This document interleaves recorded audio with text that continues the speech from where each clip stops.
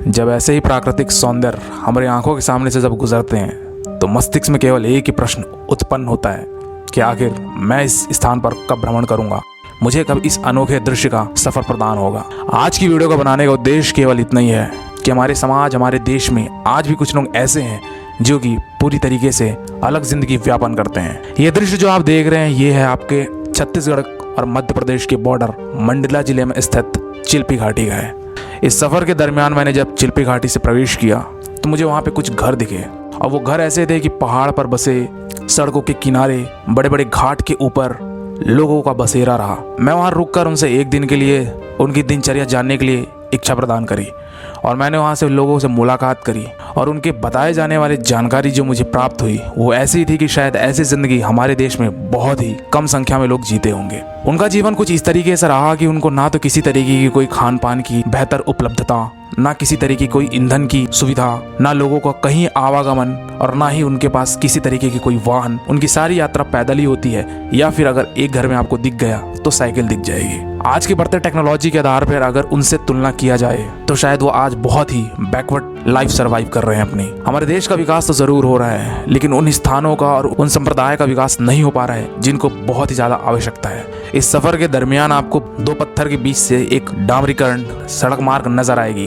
और इसी नज़ारे में ही आपको एक दो घर देखने को मिलेंगे। सबसे पहला प्रश्न यही उत्पन्न होता है कि यहाँ आखिर घर कैसे है। और जब मैंने लोगों से यहाँ पूछा कि उनका जीवन कैसे व्यतीत होता है तो सुनकर मैं भी आश्चर्यचकित रह गया। उनकी जिंदगी कुछ इस तरीके से है कि रोज कमाओ और रोज खाओ, किसी भी तरीके की कोई बचत नहीं, ना किसी भी तरीके की कोई भविष्य की प्लानिंग, ना उनके संतान की एक बेहतर शिक्षा। ये सारी चीजें वहाँ बहुत ही पीछे चल रही है। और यहाँ के लोगों को अगर आप एक अवसर भी प्रदान कर दें कि आप चलिए शहर में, आप वहाँ एक दो दिन गुजारिए, वहाँ के लोगों को, वहाँ की चीजों को आप समझें, आप रहने का एक नया अंदाज लें, तो वो आपको जाहिर तौर पे मना कर देंगे।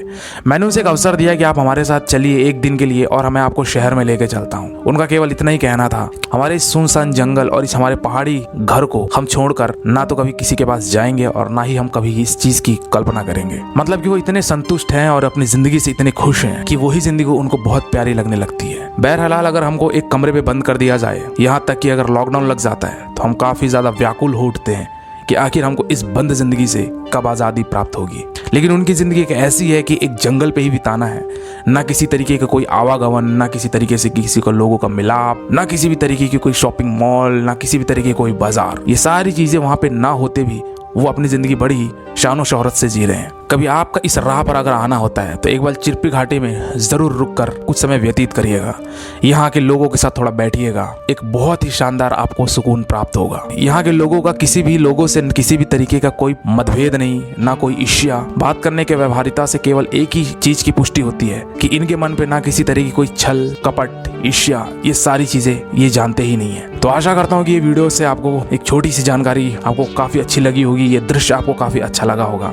इसी तरीके के मेरे से जुड़े रहने के लिए आप इस वीडियो को जरूर लाइक करिएगा। मैं आपका सौरभ, आप देख रहे हैं यात्रावश टर्मिनल। और आप किसी दूसरी वीडियो में खो जाएं इससे पहले आप मेरे चैनल यात्रावश को सब्सक्राइब अवश्य कर लें। और अगर आपके मन में अभी कोई विचार चल रहा है या कोई सुझाव है तो कमेंट सेक्शन में अपना विचार अवश्य व्यक्त करें। आज की वीडियो में दोस्तों फिलहाल इतना ही।